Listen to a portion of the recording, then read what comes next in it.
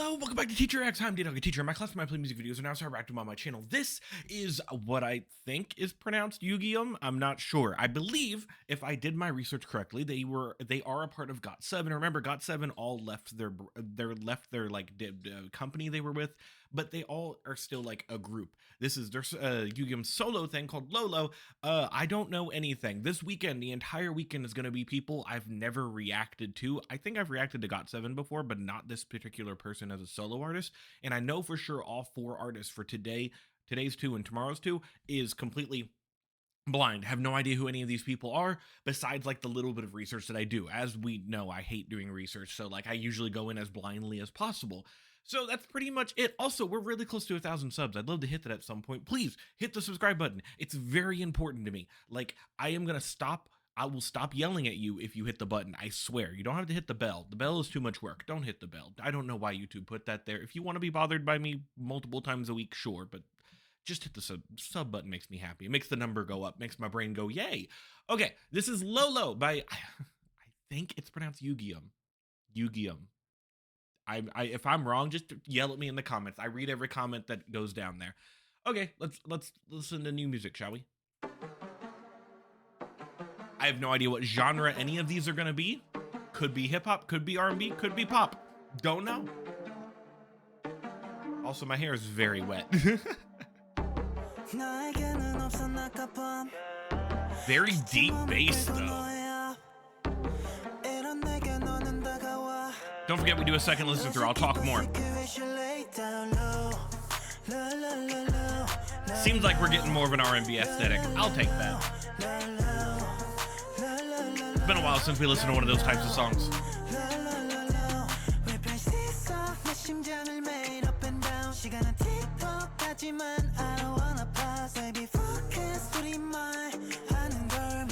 It's a nice beat.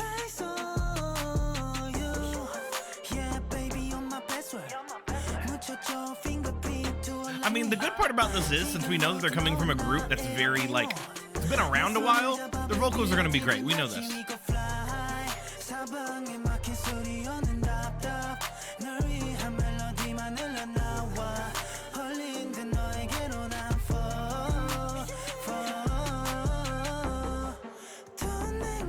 It's a very nice beat, though.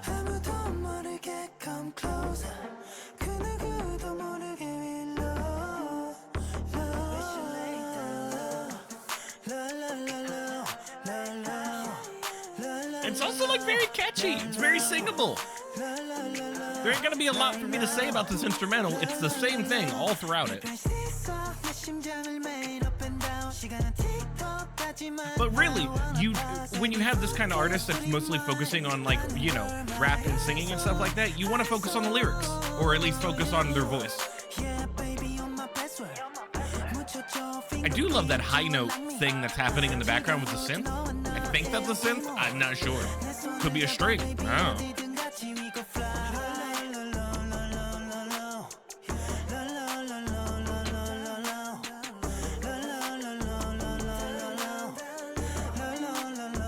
That's it? Oh my goodness. Everyone in their super quick videos every single time. Okay, I guess we're gonna have to go ahead and talk.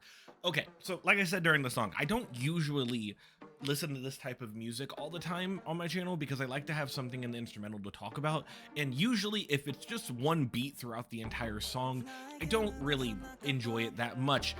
Okay, you know what? Let's put a little asterisk by that. I do enjoy this music a lot. I just don't enjoy reacting to this music because a lot of people like listening to my thought process behind, like, why is this song very good and stuff. And when you have this type of song, which is more of a, you know, R&B type, just, you know, beat and whatnot, with him just doing his verses and vocals and stuff over it, like, the good news is it's really fun because you have such a lack of, what am I saying? Just not lack of melody, I guess, but it's like you have to follow the rhythm and the sounds of his voice throughout the entire song, which is really fun because, you know, even though he's keeping in the same range the entire time with the talking and whatnot, he doesn't really go super high or super low or anything. There's not much I can say musically about it. So, like, okay, what can we say about it? If we're stuck in this position of, okay, we're listening to a song now, it's not this is just a vibe. It's a 2 minute vibe that you can just chill along to and whatnot. Like, it's not bad. It's just very much like you just chill and listen to it. Listen to his voice and whatnot. When he gets to the LOLO parts, you just start singing along because it's just fun to do. It's not bad.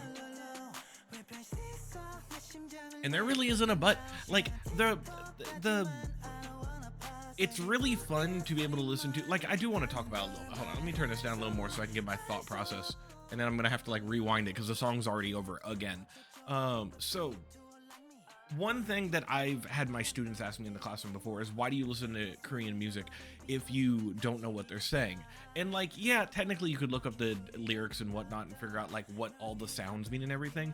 But I think the listening, one of the main appeals I have about listening to a different language and whatnot is the rhythm of the language is different. If you listen to an actual, like, somebody who speaks a different language than you, usually the rhythm, the tonations of their voice and shit when they're talking and whatnot is different than, you know, American English stuff. You can even go to like a different version of English, go to like Britain and stuff. The way that they say things is in a different cadence than we do. Same goes with music.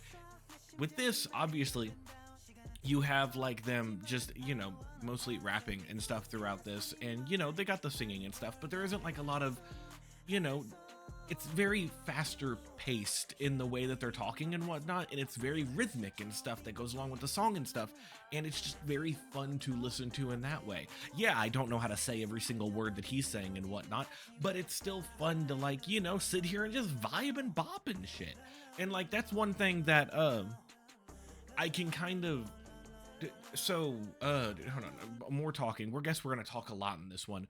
The school I listen to is in a more urban setting and whatnot, where a majority of the kids that I teach listen to rap. Like, that is the big thing that they listen to. And if you've listened to any type of recent rap recently, with like just the mumble rap artists from a few years ago to now, like, you got the TikTok stuff where you have very, very short songs with like just a different type of cadences and whatnot throughout the thing, I ask them the same thing. I'm basically like, hey, if I can listen to this and just chill out to the vibe of the song and whatnot, it's the same way you can chill out to the vibe of the song you're listening to, even if it's a rap song and whatnot. And they always counter that with, yeah, but I know what the person's saying. And I'm like, yeah, you do, but not all rappers, even in America, are the same way with that. Like, they can still, I mean, like, look at every mumble artist from like 4 years ago.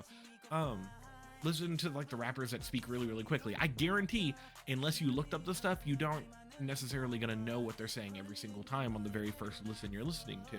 So like, music is cool that way, right? Because you can take a song that you may not know everything that's being said, but you can get the vibe of it, you can get the chill of it and whatnot, and it's very fun to listen to in that way. That's one thing why I think that some of my students really enjoy when I pull up different songs, especially different genres of K-pop, because they like to see different perspectives, especially since I teach middle schoolers, and they are very much in that location of their lives is where they're trying to find all the shit that they're into and whatnot.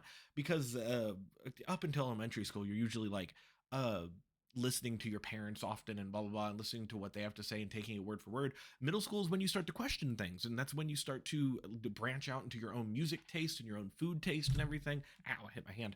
And music is the same way, to where you want to listen to different stuff so you can get used to it. And when I was in middle school, that's the first time I started listening to alternative rock. Instead of me, I grew up straight on like just straight country at the time. You got Shania Twain, Reba McEntire, all that stuff. But once I hit 6th, 7th, and 8th grade, well, that was 2006, 2007, 2008, when you had all these big pop rock stuff come out, which was like Panic! At the Disco and Paramore and whatnot. I talked about in a different video before. So my whole thought process about this little rant is that you have the kiddos that I've been listening to and whatnot, or the kiddos that are in my classroom and whatnot, who listen to this music, that when I pull it up in the thing, there is a little sense of relatability of, hey, it's not the music I listen to, but this is similar in a way of, hey, I can vibe to this. Don't know why I went on that large ass rant right now. I bet nobody's watching me, but hey, if you stayed along this part of the video, welcome to outro time. We're about to do that. Like this video. It's very, if you listen to me rant about all that shit and talk about school and whatnot, please hit the like button. It makes me feel good. Comment. I will read every comment that's put down, and if I've read it, I will put a little heart by it, no matter if you're being mean to me or nice to me. Do you disagree or agree with what I've been talking about when it comes to like, hey, middle school is when you kind of branch out to your own thing? And then also about listening to music that you might not fully understand on the first time through or fully understand in general. And then lastly, subscribe. We're on the road to 1,000. I think we hit like 980 something, so it'd be really close to get to 1,000. I have a special video that comes out when we do it. Oh, that's a lot of talking. Still have like 3 more videos. That's so much. That's so many videos. Okay, goodbye, everybody.